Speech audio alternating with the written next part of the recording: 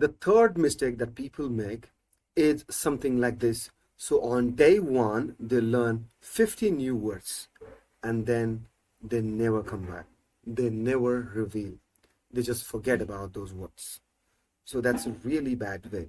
And so the first thing I want you to avoid that is to make sure that you review your vocabulary notebook at least once or twice every week, more if possible, but at least once or twice, because that way you won't forget all of those words that you learned on day one. And by the way, it shouldn't be 50 new words on day one.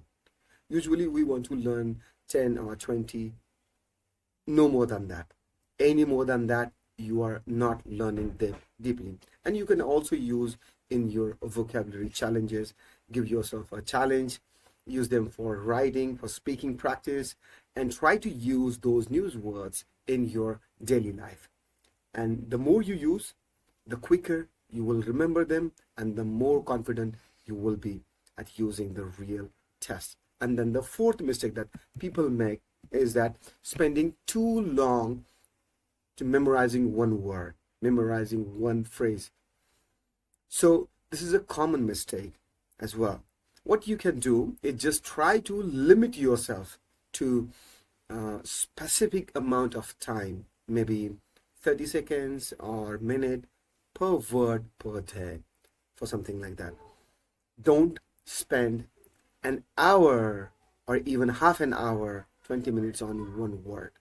Really don't do it. It's really inefficient. It's real waste of time. And then what you should do is that come back as often as you can and review just for, for 10 seconds or 30 seconds every day.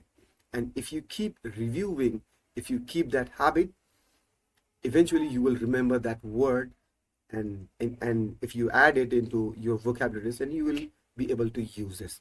One more suggestion: this is not suitable for everyone because it needs a lot of time. If you don't have too much time before the test, then don't worry about this. But if you have like 6 months, then this could be very useful for you. Remember, the synonyms, the words with the same meaning, are very, very important for reading and listening. For knowing that, what you can do, we can look through all of the official test papers for reading, and we can find which original words from the question relate to which synonyms in the passage, or which words in the passage relate to which word in the question. So find all of those synonyms, write it down, learn them.